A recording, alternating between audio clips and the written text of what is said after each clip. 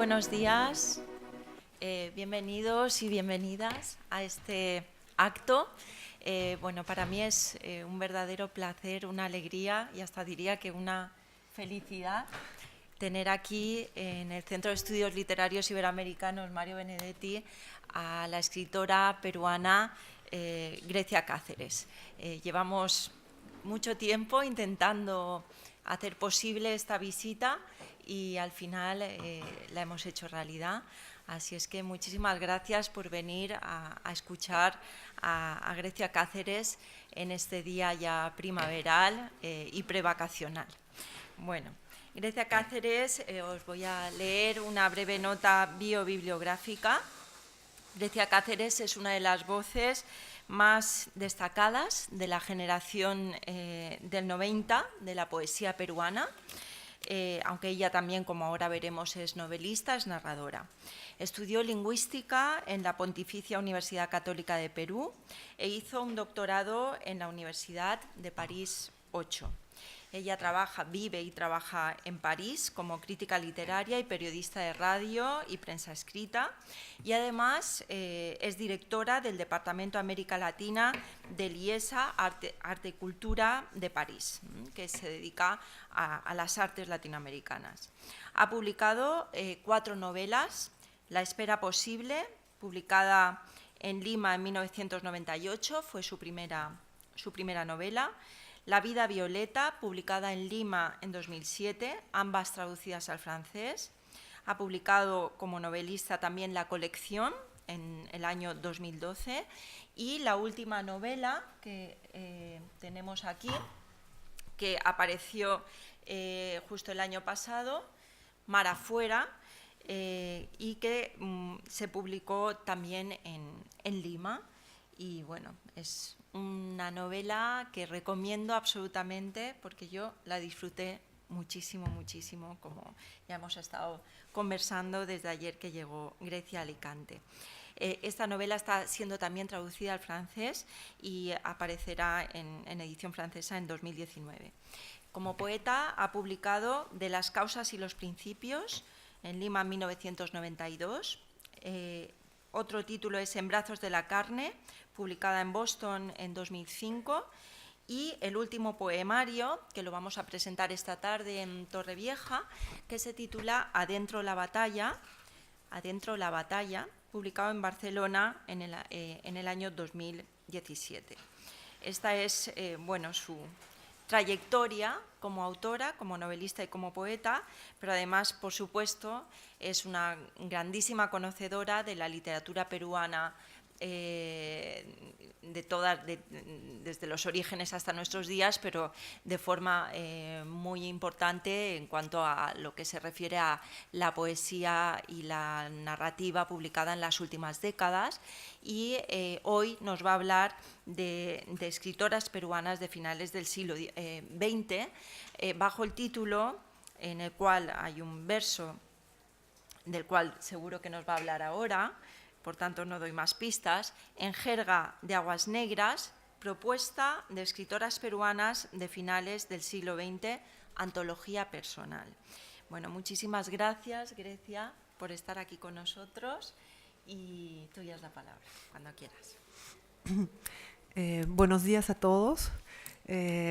Bueno, para mí es una gran felicidad, como para Eva, estar hoy con ustedes, estar invitada al Centro Benedetti de Estudios Iberoamericanos, a la Universidad de Alicante, estar en Alicante.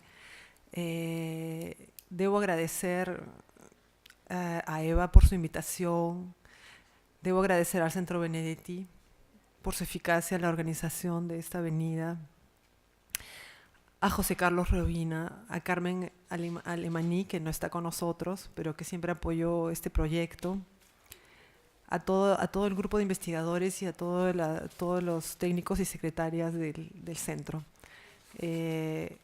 Bueno, antes de empezar, quería decir mi emoción de estar con ustedes, agradecerles su presencia a ustedes, a todos ustedes estudiantes. Verlos aquí es para mí también una gran felicidad, porque ustedes son los que van a seguir la ruta y espero que con mis palabras los inspire también a interesarse por las escritoras y poetas que voy a mencionar. Ante todo quería también decir que es una cosa muy personal lo que yo les voy a exponer, es una visión que tengo yo sobre esta literatura de mujeres de finales del siglo XX,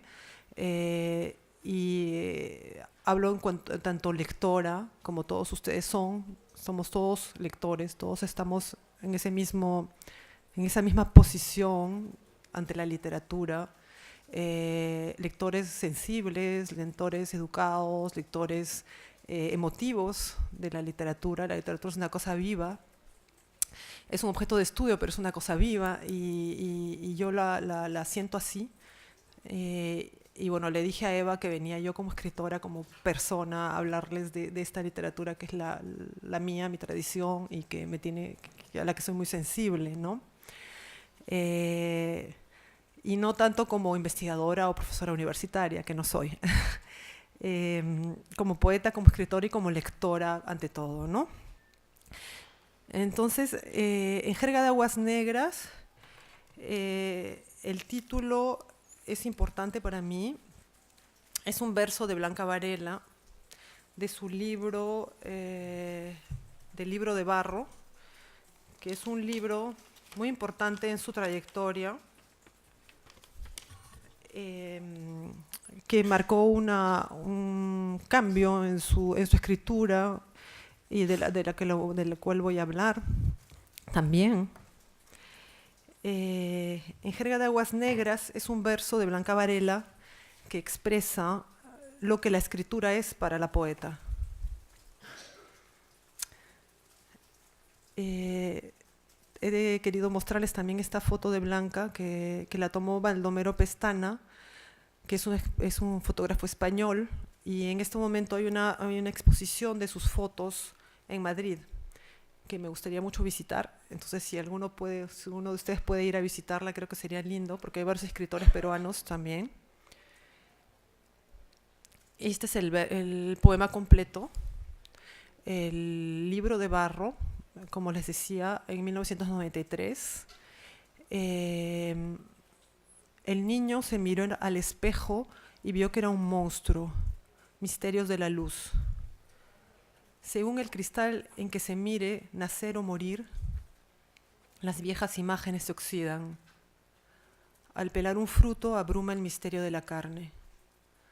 Los dientes rasgan un continente oscuro. Los sentidos descubren la fragilidad de cualquier límite. Palpar la imagen, escuchar la sangre, oír su sagrado perfume. Eco tras eco desenterrar la infancia. Esperar con paciencia que el recuerdo destile en nuestro oído su jerga de aguas negras. La escritura es una jerga, no un idioma noble, culto, reivindicado por el poeta, también alturado y noble. La palabra jerga muestra desde el inicio la marginalidad desde la que se escribe. Una marginalidad que tiene que ver con el lugar social, un punto de vista, pero que también es una opción escogida de manera voluntaria por la poeta. ¿Por qué esa marginalidad deseada? Es quizá un rezago de la posición rebelde del poeta antisocial, un caparazón de defensa o la simple razón ante la cual se rinde una poeta y persona reconocida por su exclusión. Jerga, aguas negras. La poeta no dispone de tinta para escribir sino de agua, de aguas negras. El agua no marca el papel, no es indeleble. El agua es el pasar, el continuo pasar. Tiene algo de puro, de transparente, de vital. Recordemos aquí el verso de Garcilaso, ¿no? Corrientes aguas, puras cristalinas. Pero no se trata aquí de ninguna evocación bucólica. El plural evoca más un uso también degradado del agua, las aguas usadas, las aguas impuras, y la poeta insiste, las aguas negras. Entonces la escritura es una jerga, algo difícil de descifrar, de la índole de lo inconsciente o del desorden, que no reclama para sí la nobleza de lo literario como uso alturado o prestigioso del lenguaje, que es lo que generalmente se dice de la literatura, ¿no? Lo que siempre ha sido un argumento para la gloria del poeta o del escritor, ¿no es cierto? Pensemos en la poesía cortesana o heroica. Esta escritura se reconoce más bien por el revés, por la degradación de una lengua que a su vez se hace más natural, menos creada por el hombre. Esta escritura, jerga de aguas negras, es casi un fenómeno natural, algo que traspasa la lengua general, que la sumerge, que la invade y que luego sigue fluyendo. No hay encarnación, no hay yo ni individuo reclamándose de esa lengua. Es un fluir oscuro que traspasa el sujeto. El negro es el color de la poesía de Blanca Varela. En su poemario Luz de Día, que data del 1963, habla de lo más oscuro del verano, llevando a extremo la radicalidad de su visión, viendo lo negro en el jardín al mediodía. He escogido este verso por título porque me parece que dice bien la utilización del lenguaje literario en las autoras de las que voy a hablar. Todas comparten esta posición outsider, marginal del poeta y del escritor. Una posición que es asumida y explotada en toda su riqueza simbólica y metafórica. La literatura ya no es, entonces, la noble tarea de cantar las hazañas de los héroes o a la amada en su lejanía. La literatura se vuelve su revés, aspira a la oscuridad, a un uso de la lengua que es para la exploración interior. Jerga, como ustedes saben, es también lengua de pocos, que define un grupo social o de edad o lo propio de un oficio, generalmente menor, artesanal, de baja estofa. Así, esta escritura es también la de un grupo marginal que mira desde su oficio menor un mundo, sin buscar el prestigio literario, la gloria ni la edición. Busca otra cosa, una verdad, una revelación, dar un paso más en la extensión del espacio literario.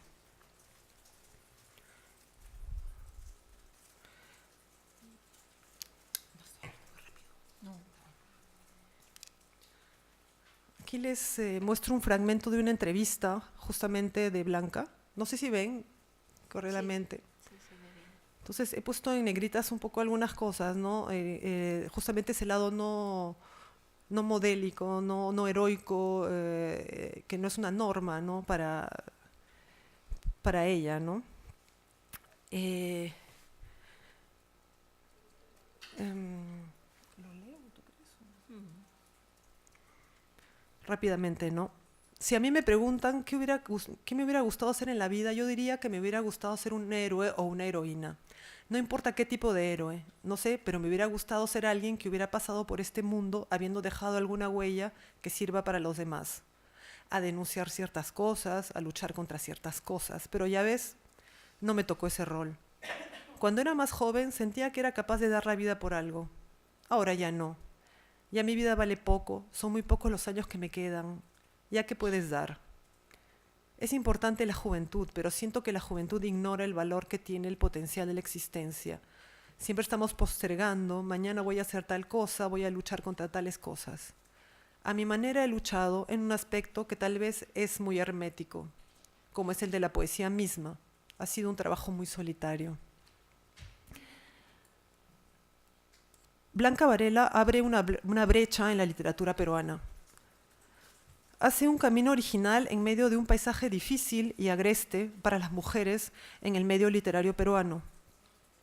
Hace un camino original, pero que paradójicamente va a abrir sendas a las poetas y escritoras que le seguirán. No habrá en ello voluntad alguna de su parte. sino el reconocimiento tardío pero espectacular de su obra, que será, a pesar de ella misma, un pasaporte hacia la normalización en curso de la escritura de las mujeres en estos últimos años. He escogido hablar de 3 poetas y una narradora que mencionaré y que cubren, grosso modo, la segunda parte del siglo XX, a partir de los años 60.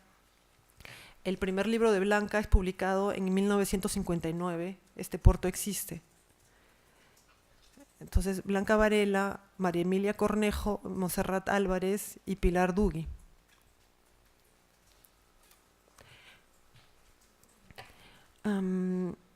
Poetas y escritoras que son figuras importantes para mí en la elaboración de lo que es en verdad y profundamente este oficio y su lugar en la sociedad y el mundo. La marginalidad sufrida o reivindicada es una manera de posicionarse y mirar el mundo que siempre me pareció más interesante que la oficial. Ya lo decía Virginia Woolf a comienzos del siglo XX. Esa marginalidad de la escritura en jerga de aguas negras es lo que me viene a la mente cuando pienso en la importancia de estas 4 autoras. Cuando digo figuras del escritor o poeta, estoy hablando, por supuesto, de ejemplaridad. Eso también el texto. Estoy hablando de la ejemplaridad no solo en la obra, sino también en el camino que hace esa obra para salir a la luz. Y ello depende mucho de la persona. Todo escritor crece buscando una figura o figuras tutelares. La figura del escritor ha cambiado mucho en la literatura latinoamericana. Ha pasado de las grandes glorias todopoderosas del boom, movimiento que sabemos ahora excluyó mucho a las mujeres y de manera sistemática, y ha pasado a escritores más discretos, porque más discreta es su gloria y sus ganancias. La profesionalización del escritor le ha restado brillo y heroicidad, y esto combinado con la política menos ligada a los grandes movimientos ideológicos.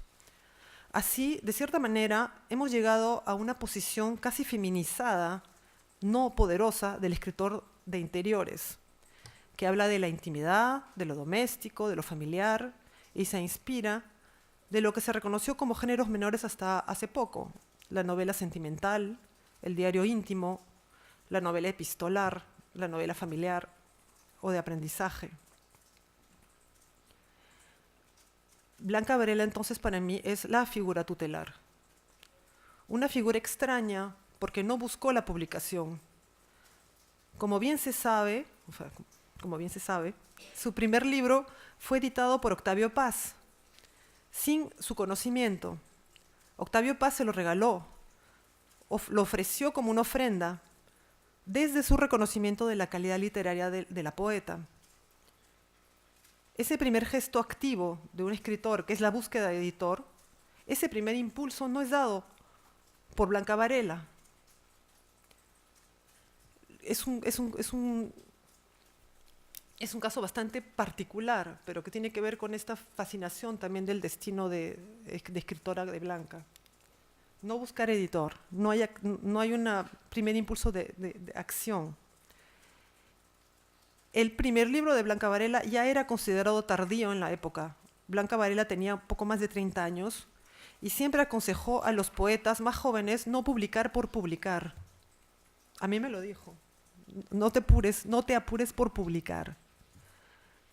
Los poemarios se publicaron de manera muy espaciada, solo al final de su vida se aceleró el ritmo.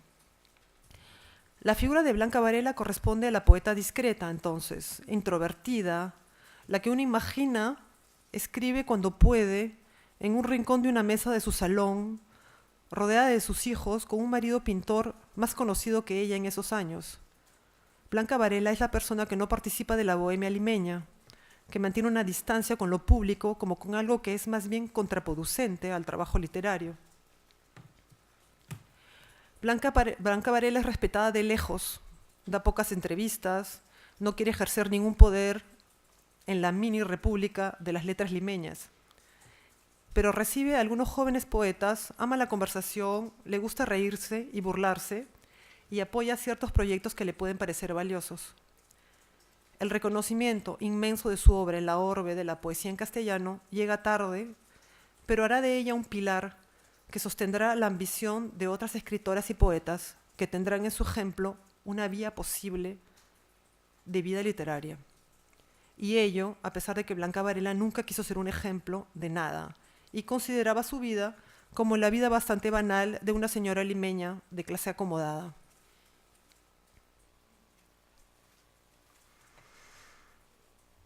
El desprendimiento, el desinterés aparente de Blanca Varela sobre su obra y posterior gloria literaria es algo muy fuerte. Es quizá una postura aristocrática de antes de la sociedad burguesa, del provecho y la utilidad.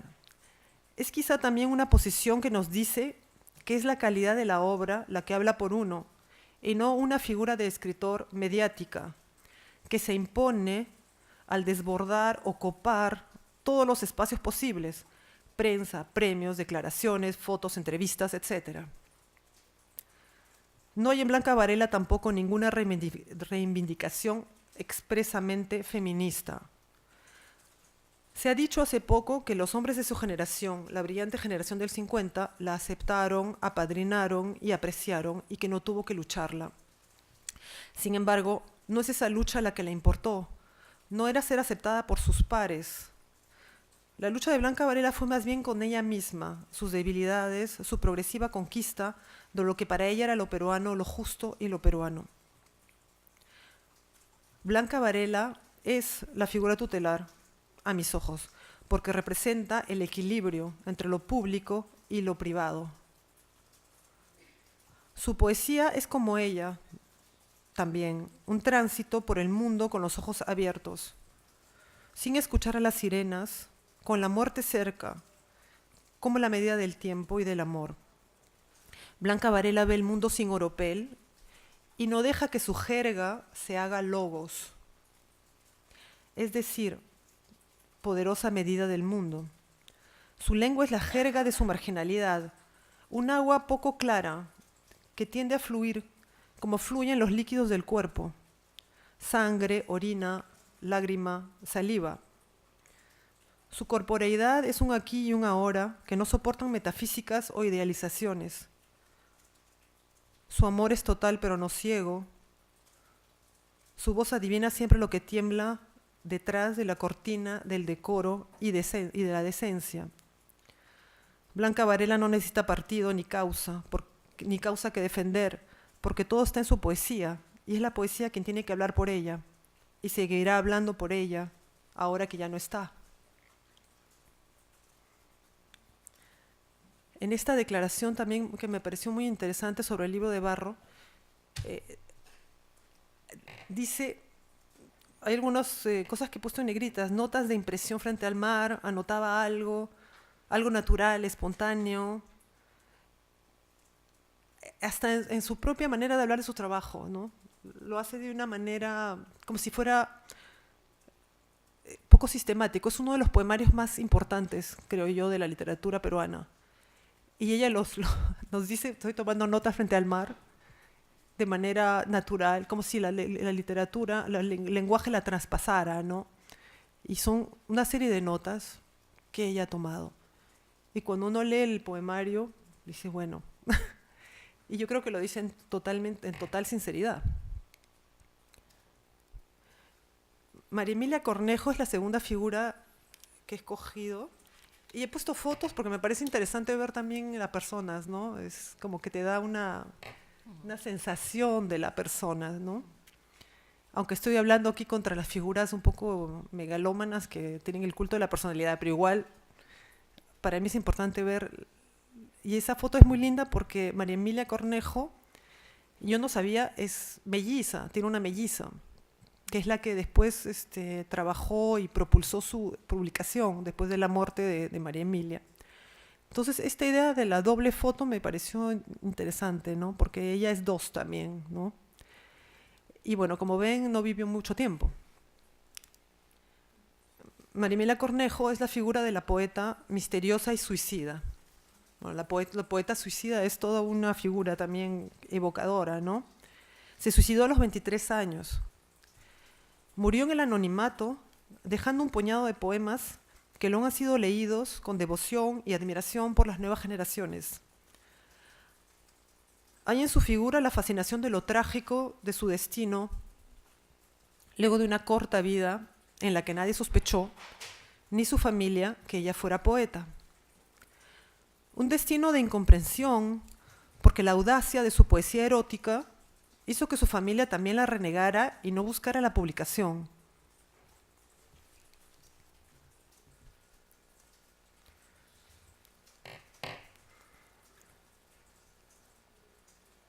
María Emilia Cornejo abre un primer frente en la liberación de la jerga femenina. Bueno, volviendo a esta idea de la jerga, ¿no? Con los pocos poemas que logró escribir, revoluciona la poesía escrita por mujeres e inaugura la vena de la poesía erótica, que será el estandarte de las poetas de los 80, como Carmen Ollé. Aquí les muestro el prólogo, la presentación de la edición de 89 por Mariela Sala, que también es una poeta y que dice mucho de este testimonio de una poeta de los 80 sobre lo que significó la obra de María Emilia Cornejo para ellas. En todo caso, si les interesa, yo les puedo enviar el contenido de los textos, no tienen por qué, se los puedo mandar por mail o te los dejo, no hay ningún problema. Porque es un libro difícil de encontrar, sin por internet lo pueden encontrar, pero es una edición que yo tengo, pero en Lima. Entonces he traído los textos en impresión, ¿no? Iniciadora de la nueva corriente de la poesía de mujeres. Bueno, aquí hice un error, porque yo misma lo he transcrito. Y la vida y obra, ¿no? Esta idea de que la vida y obra se juntan por el hecho de su muerte, ¿no? Soy la muchacha mala de la historia, es un golpe. Entonces, el poema. Soy la muchacha mala de la historia, es un golpe, una cachetada a la sociedad pacata limeña. María Emilia Cornejo dice el cuerpo, el placer femenino, el goce posible del cuerpo masculino, pero dice también la sumisión de las mujeres al placer del hombre y el servilismo que esconde el amor romántico. Es más bien este. Es una poeta joven, audaz, que ha captado la herencia de la poesía coloquial de los 60 y la oralidad también de los 60. Pero hay un fondo clásico. Era una gran lectora, María Emilia Cornejo. Hay un fondo clásico, lo vallejiano aflora en ciertas imágenes, pero sigue siendo una poesía que cuenta el final de la adolescencia con toda su desazón y contradicciones. Este poema también es uno de los más conocidos.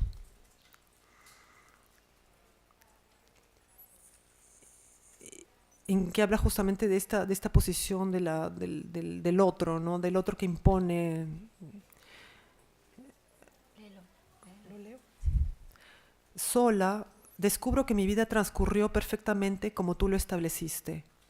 Ahora, cuando la sensación de algo inacabado y ajeno invade de escrúpulos mis buenas intenciones, solo ahora, cuando me siento en la mitad de todos mis caminos, atada a frases hechas, a cosas que se hacen por haberlas aprendido, como se aprende una lección de historia, puedo pensar que de nada sirvieron los consejos, ni las interminables conversaciones con tu madre, y esas largas horas de mi vida perdidas en aprendizajes extraños sobre pesas y medidas, colores y sabores.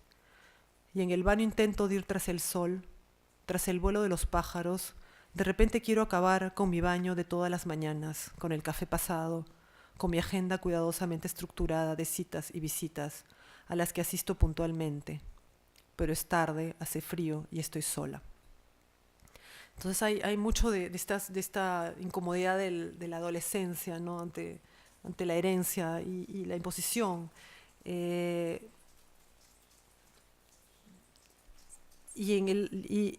con la muchacha mala de historia, la provocación, ¿no? Es un poema que es muy, muy, muy conocido. Todo el mundo sabe que es un poema emblemático, ¿no? es un problema que también provoca, ¿no? La provocación en poesía es una postura que atrae y repele.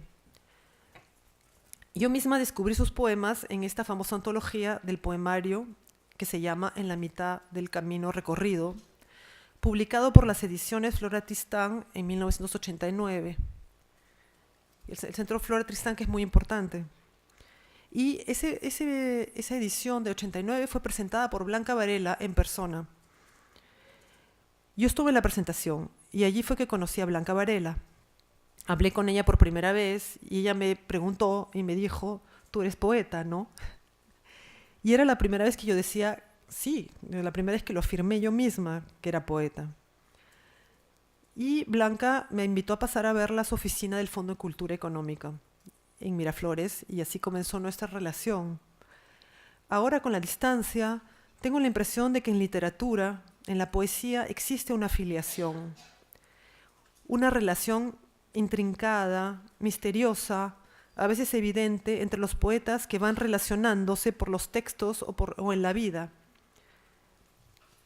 El aura inocente y potente de la obra de María Emilia Cornejo, recogida en la edición de Flora Tristán, pasó de las manos de Blanca a las mías, como en un ceremonial antiguo. La postura poética y vital de María Emilia era desde ya el ejemplo de liberación de la palabra en lo erótico, palabra que en la obra de Blanca Varela, con la madurez y el tiempo, es de una potencia filosófica y metafísica insolente. Por supuesto, no voy a comparar un primer poemario de María Emilia con la obra de Blanca Varela, pero hay relaciones. Aunque la breve obra de María Emilia Cornejo me haya emocionado, aunque me haya identificado con su experiencia de adolescente de la asfixiante sociedad limeña, de lo escondido, de lo prohibido, aunque haya encontrado en sus versos una suerte de identificación vivencial, su poesía me gusta más por su lado más bien clásico, por el gusto de la metáfora fisiológica, cercana a la de Vallejo y a la de la misma Blanca. Esa manera de hablar del cuerpo, sus fluidos, su vida inocente, justo al lado de nuestra conciencia, tan dada al deber ser y a la búsqueda de la idealización en lo amoroso. En los poemas de María Emilia se habla de la calidad del colchón de la cama del amado, del tamaño de su falo, del chirrido de la cama, del cuarto de hotel barato, que se alquila por 3 horas y que puede contener la infinidad del amor. Pero María Emilia no es una poeta que se deja llevar por las palabras. En ella hallamos la misma lucha con el silencio, siempre mayor y más hermoso que cualquier poema. En ello también se acerca la postura de Blanca Varela en el libro de Barro.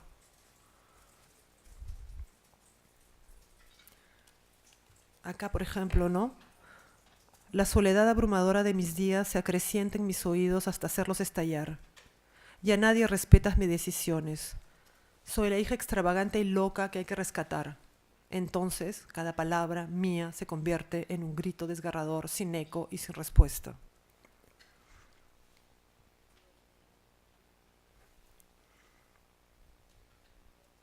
Y en este, que lo encuentro bastante vallejiano, ¿no? La cuestión de los huesos, ¿no? Mis huesos junto a mis años de miles de horas se acomodan cada día en el hueco de tu cuerpo. Mis ojos, cansados de ver y no verte, recorren tocando cada una de tus venas, y en la hora del amor tu pelo vibra en mi pelo, y es la noche, único testigo de nuestra diaria celebración. Es hermoso. ¿Dónde estoy? Entonces, este poema, van a ver que tiene bastante de clásico. Es un poco paradójico porque tiene figuras clásicas y al mismo tiempo ha sido considerado como un poema muy transgresor, ¿no? La muchacha mala de la historia es el poema transgresor de toda una generación de escritoras y está a la base quizá de la escritura de las poetas de los 80 en adelante.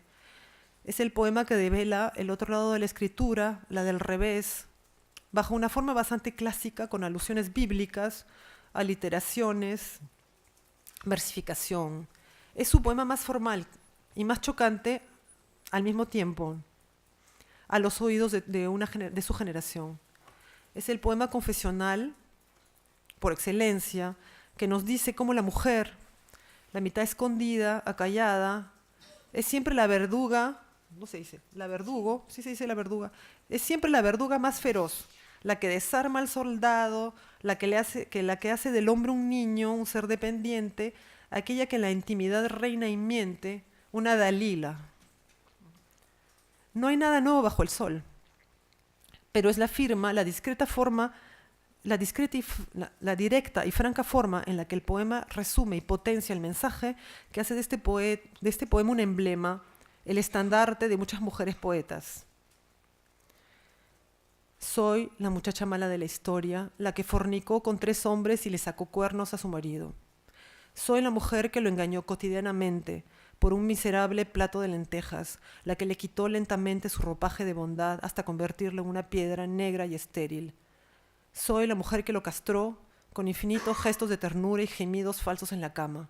Soy la muchacha mala de la historia. Es cierto que es una eficacia increíble este poema, ¿no? Y ahí quedó. María Emilia, la muchacha mala de la historia, ¿no?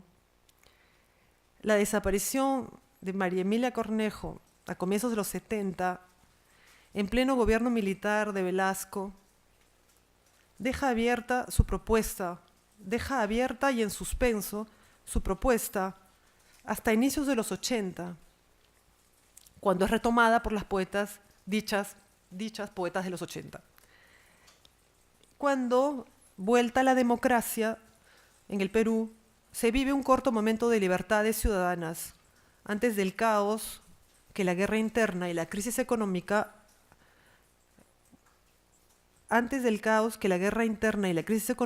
vuelven a exacerbar.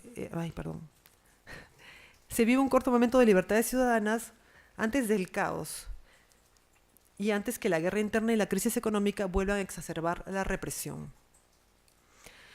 La ironía triste de María Emilia Cornejo me llega directo al corazón cuando leo estos versos. No sé si lo tengo.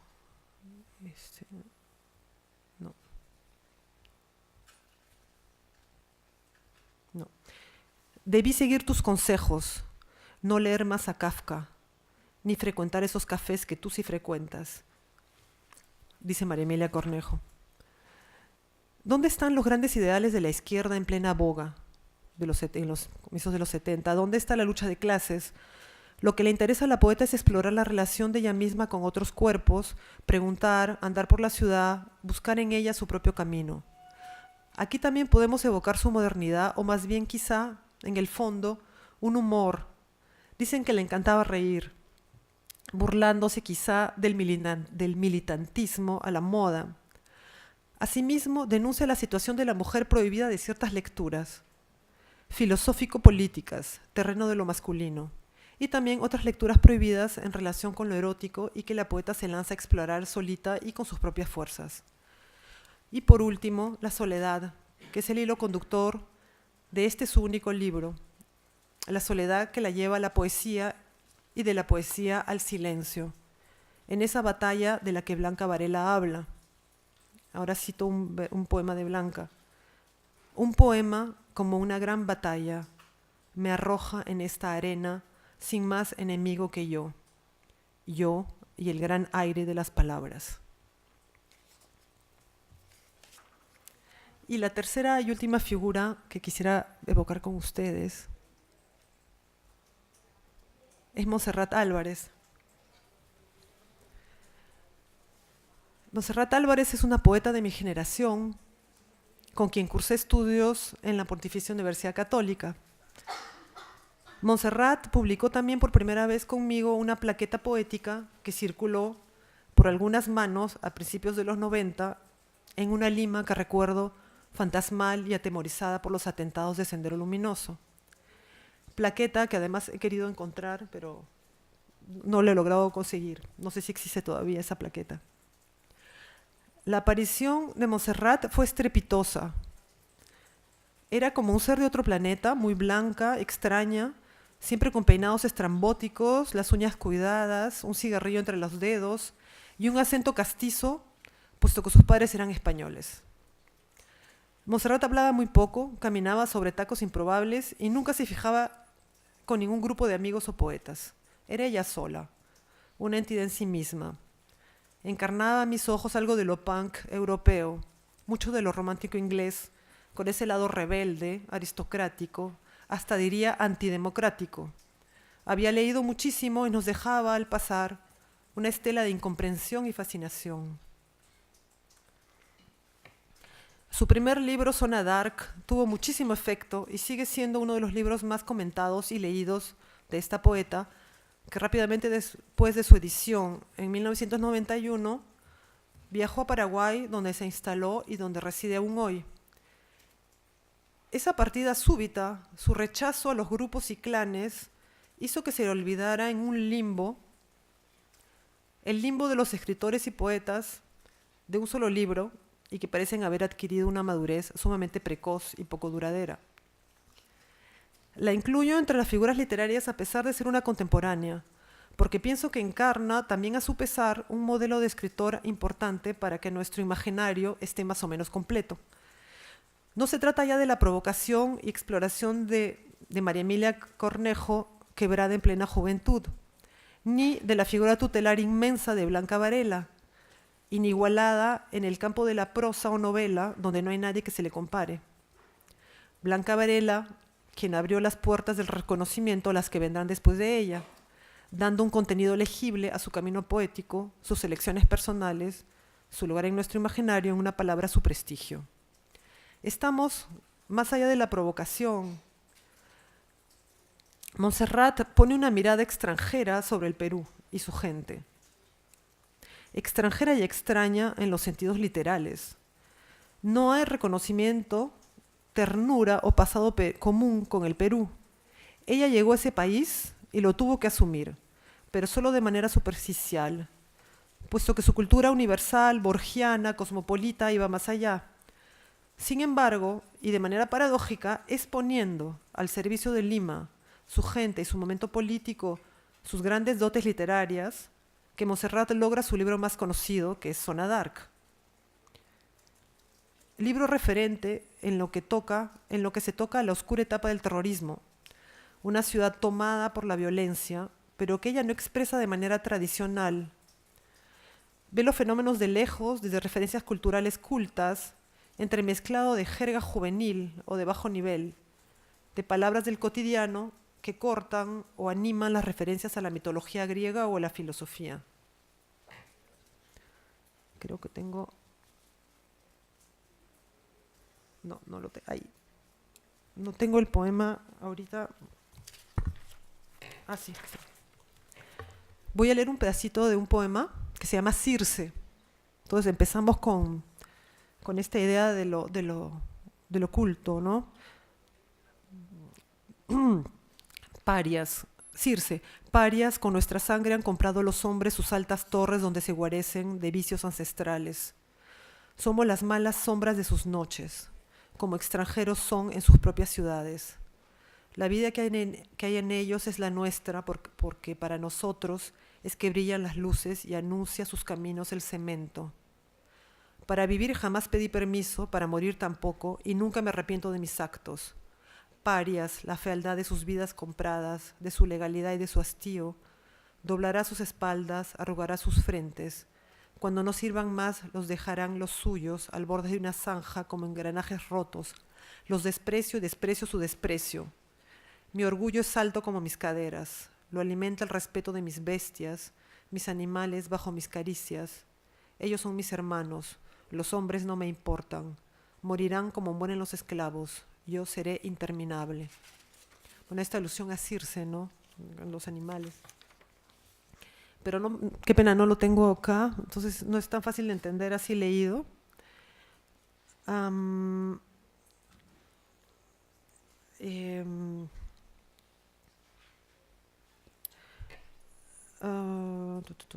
Montserrat critica mucho la limeñitud, lo que yo llamo la limelitud, con este poema que se llama Vegetación miraflorina, los ricos también lloran.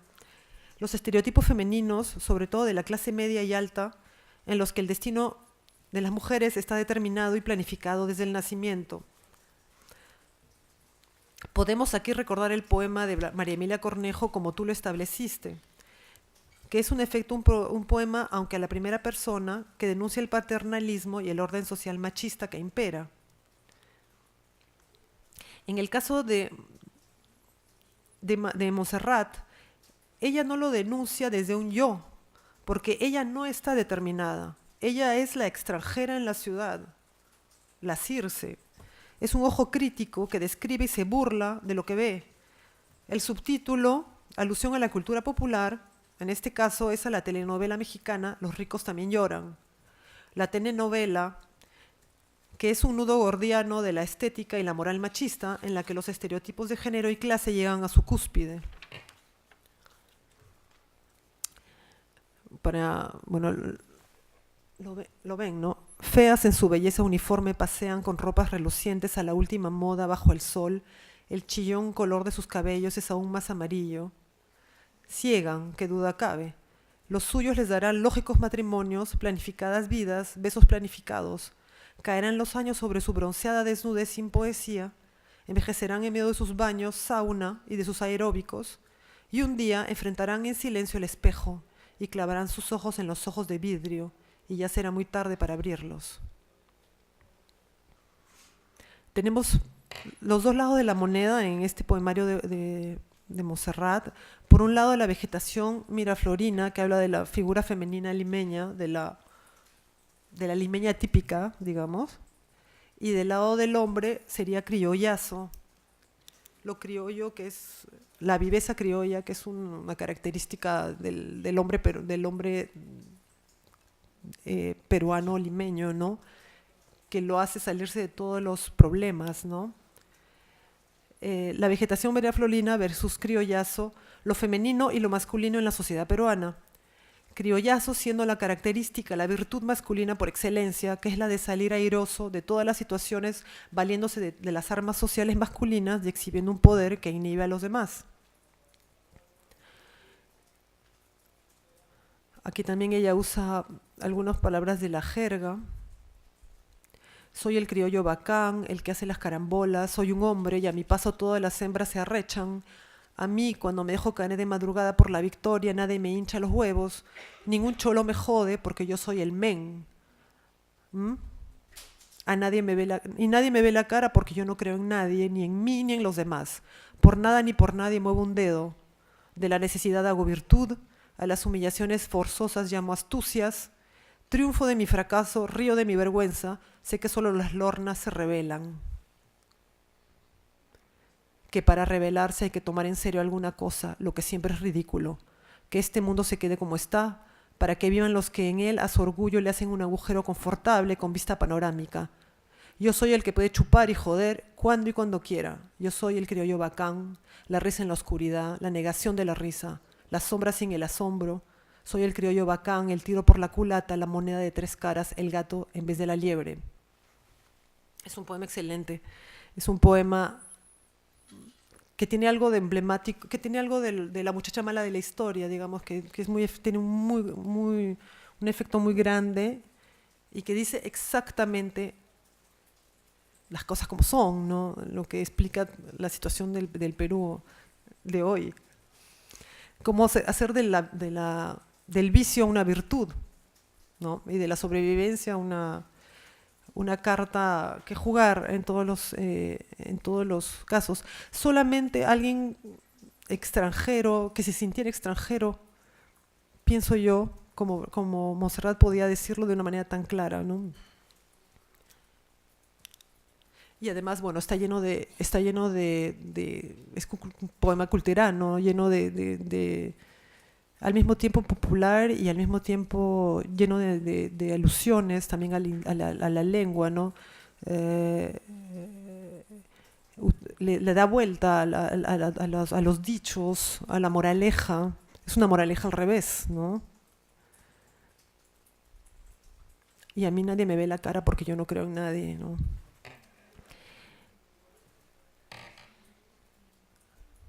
En su arte poética, Montserrat Álvarez termina diciendo, bueno, lo leo rápidamente, la poesía debe ser como el amor, asunto raro de bichos raros de largos dedos sensitivos. La poesía debe ser como el amor, refinada y violenta, y que haga daño y muerda, sin llegar a romperse ni a romper. Pero a veces la poesía debe llegar más lejos que el amor, y más lejos que todo, y romper cosas. Montserrat Álvarez termina diciendo romper cosas, y en ello se define buena parte de su poética en ese momento de su vida. La poesía debe romper, destruir, atacar, terminar con lo que nos somete a un orden que no corresponde al yo profundo. En el caso de esta poeta, su actitud romántica y rebelde es iconoclasta, pero recoge de la tradición, de toda la tradición, sus formas. A la manera de un Rimbaud, Montserrat ha asimilado todo antes de lanzarse al ruedo. No es una rebelde de las formas, es una rebelde ante el orden del mundo que determina los destinos. Ella no defiende tampoco otra sociedad, no le interesa. Para ella no hay destino social, solo hay individuos más o menos dotados de alguna genialidad. Esta postura en medio de los años 90 tan politizados resultaba refrescante, y así lo sentí yo misma, estando en una vena cercana a la suya, la de los llamados poetas puros, opuestos a los poetas sociales. Cultores de la forma, exploradores de un yo inadaptado, siempre sorprendió falta por el contexto, corriente muy fuerte en la poesía peruana, a la que pertenecen al mismo tiempo Blanca Varela y César Vallejo, quien nunca deja de lado la exploración formal por la cuestión política. Con Zona Dark, Montserrat libera ciertas fuerzas. Yo la pondría cerca de La Casa de Cartón de Martín Adán, libro genial de juventud de ese otro gran culterano, que nos trae la sensación eterna del fin de la adolescencia, con esa gran potencia de rebeldía y desprecio por los que siguen el camino trazado.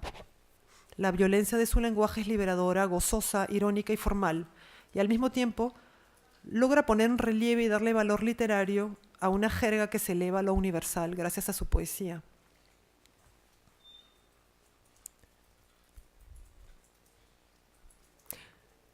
Hay este poema para terminar.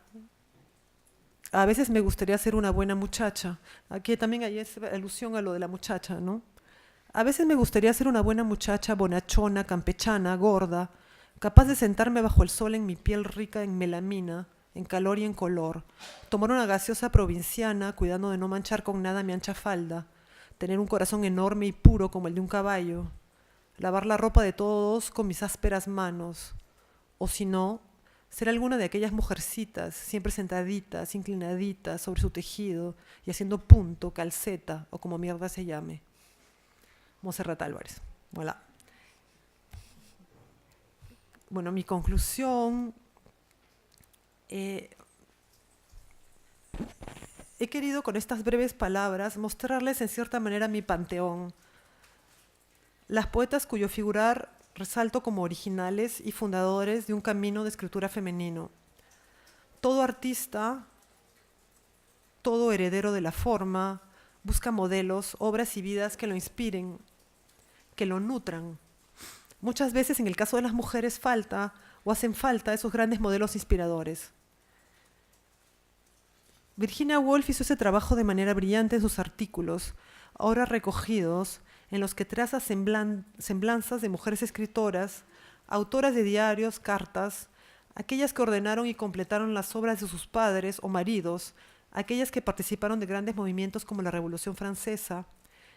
Ese trabajo reconstruye la trama de lo que nos contiene y revela, y es otra historia del mundo. Bueno, yo tengo una edición francesa, no sé si existe en español, sobre los artículos que escribió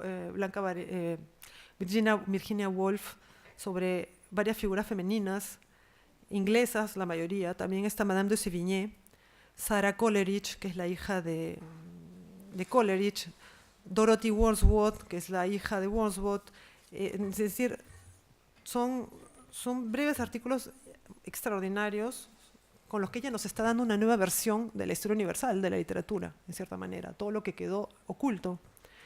Y lo hace de una manera breve y genial, bueno, como Virginia Woolf es genial. Ese trabajo que hizo Virginia Woolf reconstruye la trama de lo que nos contiene y revela otra historia del mundo.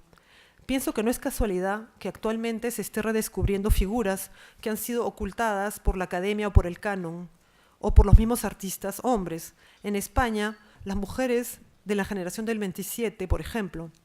En América Latina, las escritoras del boom y otras muchas que han quedado en el olvido.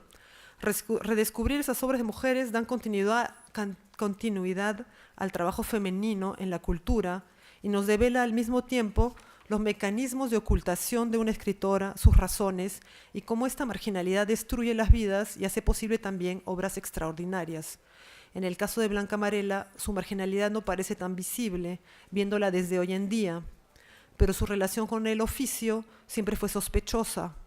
Su suprema elegancia de no aceptar ser solo poeta, hablar de sus escritos como notas, papeles que llenaba, como vimos en el texto que les mostré. Blanca hablaba con absoluta franqueza. Por ejemplo, sobre el libro de barro, que es una cumbre de la poesía y que abre una nueva etapa de su trabajo poético, un más allá de su escritura de vidente, una suerte de origen del mundo, de fundación del mundo. Como dice Javier Ágreda, el libro de barro es una especie de génesis poético en el que las imágenes cargadas de mitos y arquetipos parecen corresponder a los albores de la humanidad. Eso dice Javier Ágreda. ¿Y qué dice Blanca Varela? Lo que les dije, ¿no? Lo que les mostré, que era un libro que lo escribió mirando el mar. Yo no me acuerdo dónde está.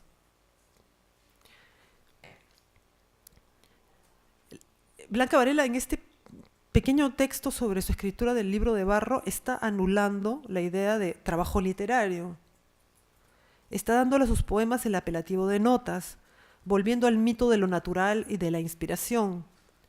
Blanca Varela no afirma nada, no reivindica para sí ningún lugar, ningún prestigio, no tiene ninguna pretensión social ni de uso de lo literario, no espera nada, no aspira a un puesto universitario ni a escribir en un periódico. Ella está allí frente al mar, en comunión, casi como una sacerdotisa. El modelo de poeta de Blanca Varela es difícil de seguir en el mundo actual, en el que la visibilidad cuenta casi más que la obra. Pero será verdad. El libro de barro es un libro fenómeno porque conjuga la obra entera de Blanca y de ahí la supuesta facilidad de su escritura. Como dice Olga Muñoz Carrasco en su artículo La búsqueda del origen en el libro de barro, Olga Muñoz dice, el libro de barro tal vez sea el conjunto de poemas más necesario de toda la producción de Blanca Varela, porque lleva a buen puerto una serie de propuestas poéticas traídas de lejos y difícilmente conciliables, ejecuta una doble función. Por un lado, se afirma a sí mismo y por otro, afirma retrospectivamente la vigencia de los libros anteriores. Lo que quiero decir es que esa supuesta facilidad es más bien el producto de todo un trabajo, de toda una vida, de todo un ejercicio que se ha ido dando y que hace que ella misma ya conoce su manera de trabajar. No es necesariamente la anulación del esfuerzo literario, pero puede dar la impresión. Y ahí la elegancia, ¿no?, de la postura de Blanca y lo difícil que puede ser seguirla, ¿no? María Emilia Cornejo es la poeta suicida, la que funda o alimenta una tradición de los poetas fulgurantes, a los que un rayo mortal destruye en pleno vuelo. En ella queda el misterio de lo que no pudo ser, de lo que hubiera podido ser su obra, si hubiera podido salir de la frescura o suerte de un primer poemario. Recordemos que María Emilia Cornejo se suicidó cuando estaba preparando este libro, que fue publicado gracias a la iniciativa de su hermana gemela, luego de que ciertos poemas hayan circulado sueltos y gracias a las ediciones de Flora Tristán, que es un centro feminista, cuya función no es necesariamente publicar poesía. Entonces ahí también hay algo irregular y original. Hay algo heroico y triste en el destino de María Emilia Cornejo, algo también romántico, pues como dice la poeta Mariela Sala, quien hizo el texto de presentación del poemario, dice Mariela Sala, y es que ella, a diferencia de las que quedamos, permanece intacta en los versos que dejó. Los poemas que aparecen en este libro son una cita con la dureza y la adversidad de nuestros años juveniles, pero también con la fuerza, la magia, la vida. Nosotras pasamos, ella es y será siempre la muchacha, la joven audaz que nos recuerda los que una vez fuimos, lo que aún somos, nuestros olvidos y nuestras certezas. ¿Hasta dónde hubiera avanzado María Emilia si aún viviera? Esta es una incógnita que no despejaremos. Lo que sí es claro y transparente que gracias a mujeres como ella ha sido posible la solidaridad y el reconocimiento entre nosotras. Bueno, ahí hay una cosa más, un paso más, ¿no? Y mi tercera figura, como ven, está en devenir. Montserrat Álvarez parece enclavada en la mitología de los años 90, de los años del terrorismo, de la ciudad asustada y herida. Pero Montserrat sigue escribiendo y llevando una carrera de filósofa y periodista. Sigue siendo marginal como viviendo en un país muy discreto y en apariencia alejado del movimiento literario, alejado del concierto de los demás países de América Latina, el Paraguay. Desde allí ella ve Lima y su movimiento literario como indiferente y alejado de ella. Piensa que ya nadie se acuerda de ella, viene poco al Perú, pero sabe, por supuesto, que Zona Dark es un libro importante y al que, como ella dice, no le cambiaría una coma. Ella misma me lo ha dicho. Montserrat es una figura para mí por su postura siempre coherente. Nunca entró ni con los años en la maternidad o en la obligación de tener un salario en el orden burgués. Ella sigue siendo la aristócrata de las letras, aquella que no encaja y crea su propia ley, aunque le cueste. Su indiferencia a ciertos patrones como el patriotismo, el nacionalismo, el amor a la tierra que te vio nacer, entre comillas, fue importante, puesto que los peruanos siempre tendemos a la nostalgia de un país que ya fue, del gran imperio, la gran capital colonial o algo grandioso que no se sabe ya ni siquiera qué fue. Montserrat es extranjera y cultiva ese ojo ajeno sobre las pequeñeces de la sociedad peruana y sus ridículos. Es sana en su burla, es irónica, es también soberbia y orgullosa, egocéntrica y genial. Necesaria, diría yo, y no me sorprendería que volviera al terreno de la guerra literaria limeña. Me gustaría que volviera a desordenarlo todo, como entonces. Y antes de terminar, quisiera evocar a Pilar Dugui, que es la única narradora que considero también como modelo, pero que por ser narradora evoca otros problemas, que son los de la novela escrita por mujeres en el Perú. Vasto problema de visibilidad y reconocimiento. Por mucho tiempo se negó la existencia de la novela escrita por mujeres, porque la poesía, al menos, es algo pasional y de exceso, breve e intenso, y corresponde a una forma también de calibrar a lo femenino, a lo diferencia de la novela, forma larga de trabajo asiduo y profesional que no corresponde a lo femenino. Así poetas hay, pero novelistas no. Bueno, estoy bromeando, ¿no? Pilar Dugui demuestra con su trabajo de narradora y novelista que sí es posible. Pilar Dugui tiene también su leyenda. Científica, de formación médica, posgrado en psiquiatría de la Sorbona, realizó a la vez una maestría en literatura en San Marcos.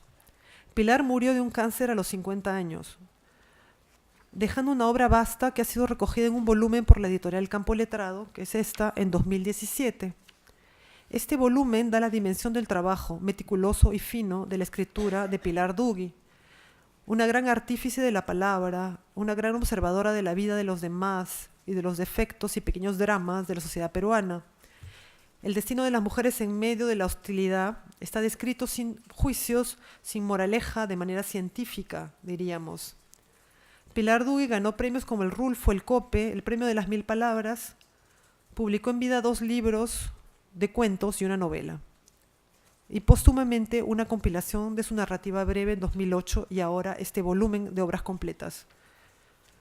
Pilar Dugui era amiga de Mariela Sala, que hizo el prólogo de María Emilia Cornejo, y trabajó como médico en el Centro Flora Tristán. Y como para María Emilia Cornejo, Mariela Sala escribe el prólogo de este libro.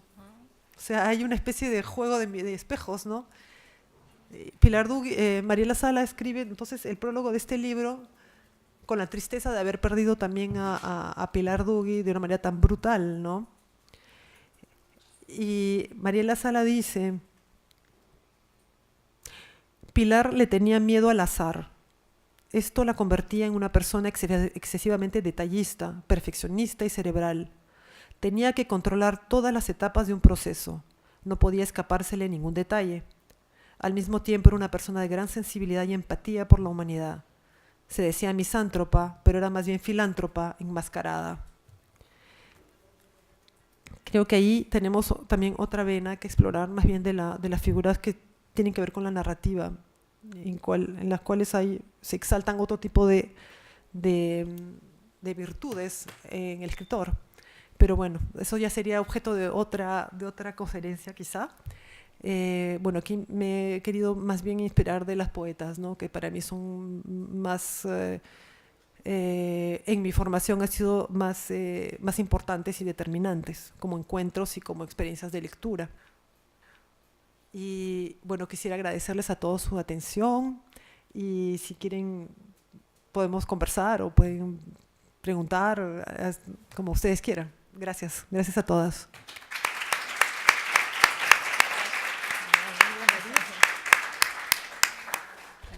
Muchísimas gracias, Grecia, por este recorrido, por tu panteón personal en jerga de aguas negras, ese verso tan precioso que nos hace pensar también en los propios panteones de cada uno de nosotros, ¿no? Y que también nos ha permitido, sobre todo al público, pues conocer algunas autoras bien interesantes y quitando a Blanca Varela, pues aquí por lo menos bastante desconocidas y que nos revelan pues unas formas poéticas distintas, unas temáticas muy propias de la escritura femenina de los años 90. Es, como decía Grecia, vuestro turno. Si queréis preguntar, es el momento. Preguntar, comentar, lo que queráis.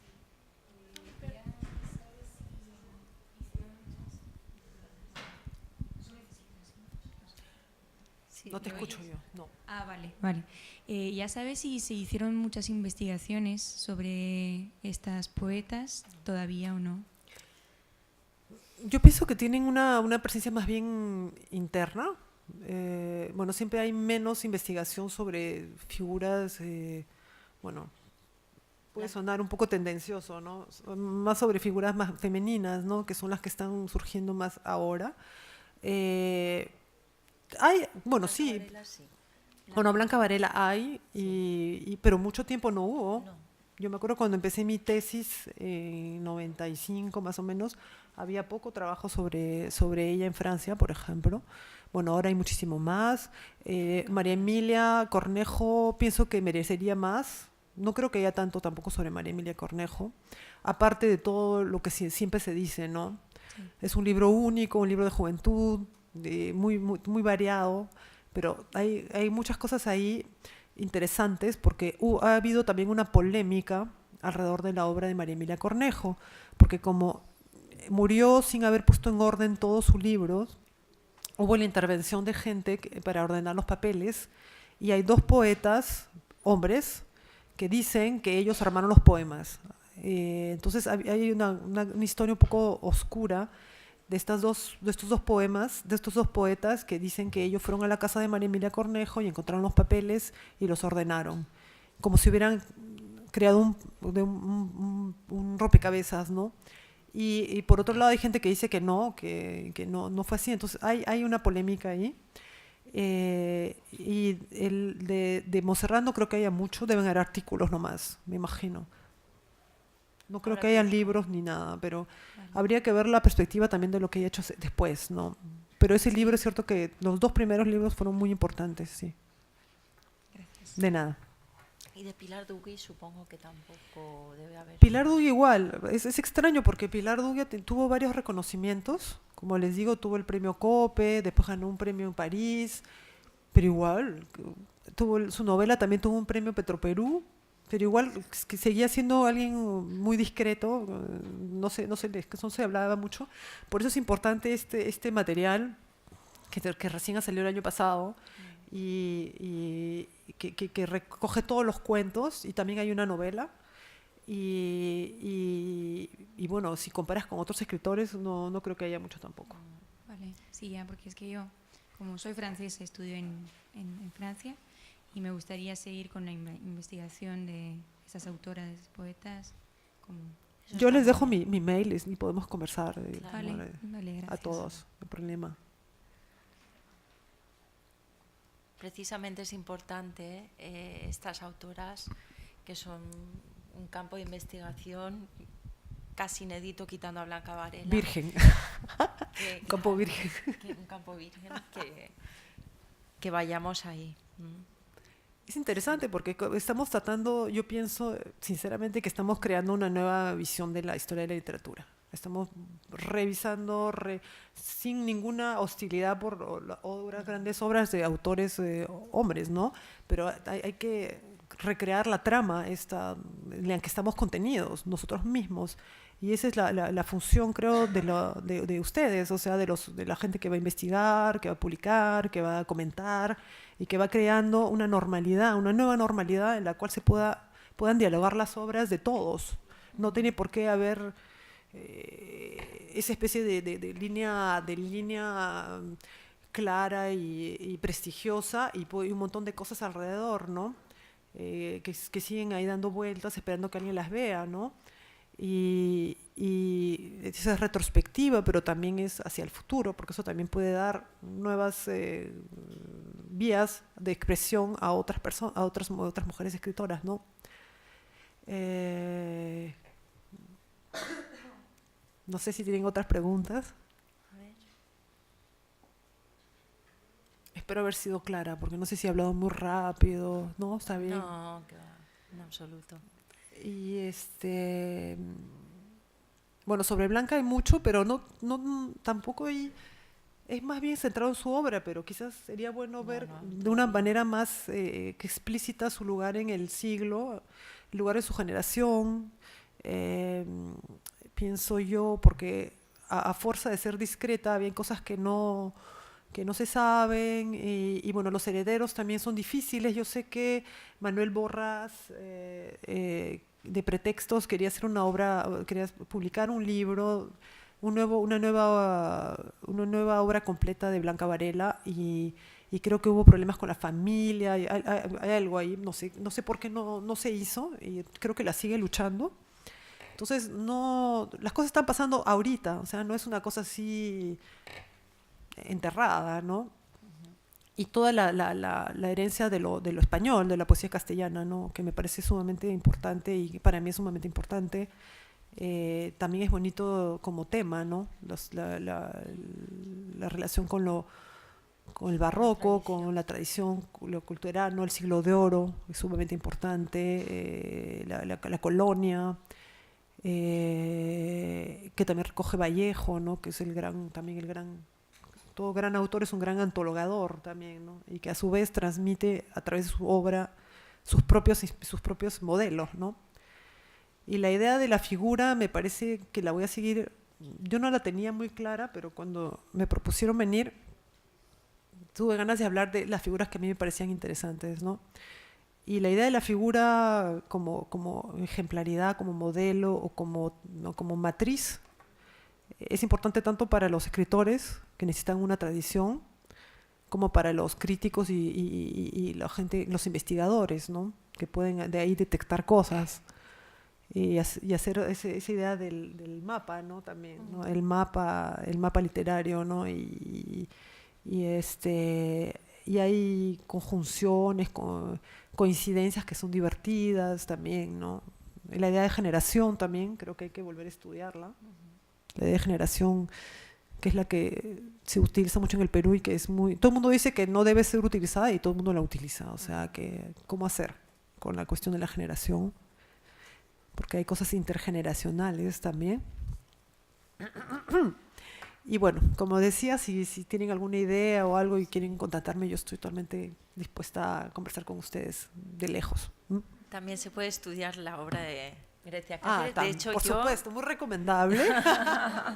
De hecho, yo es lo que voy a hacer para el Congreso de la Asociación de Hispanoamericanistas que tenemos cada 2 años en España, en algún punto de España, y voy a trabajar esta obra porque tiene toda una serie de vínculos con toda la tradición literaria limeña y la idea de la ciudad, aparte de muchos otros temas que hay ahí, que me parece sumamente interesante y, por tanto, quiero deciros que las autoras que están ahora mismo y los autores que están ahora mismo produciendo sus obras, es muy interesante también poder trabajarlos, porque además tenemos hilo directo y podemos también preguntar y saber más de algunas cuestiones que aparecen en sus obras. Y también quería decir que has dicho algo que me parece muy interesante y que es un aprendizaje que las profesoras de literatura hispanoamericana tenemos del profesor José Carlos Rovira, que está allí, que se refiere a la necesidad de conocer la tradición literaria española en profundidad para poder entender bien algunos autores, muchos autores hispanoamericanos. Estudiamos la literatura hispanoamericana desde la autonomía, desde su originalidad, como todos sabéis, como una literatura diferente de la literatura española, pero que al mismo tiempo bebe de todos esos afluentes, y uno de los grandes ríos, y no tanto afluentes, la literatura española, y tenemos la necesidad de conocer bien la tradición literaria española para después poder leer mucho mejor autores hispanoamericanos. No sé si quieres apuntar algo al respecto. Bueno.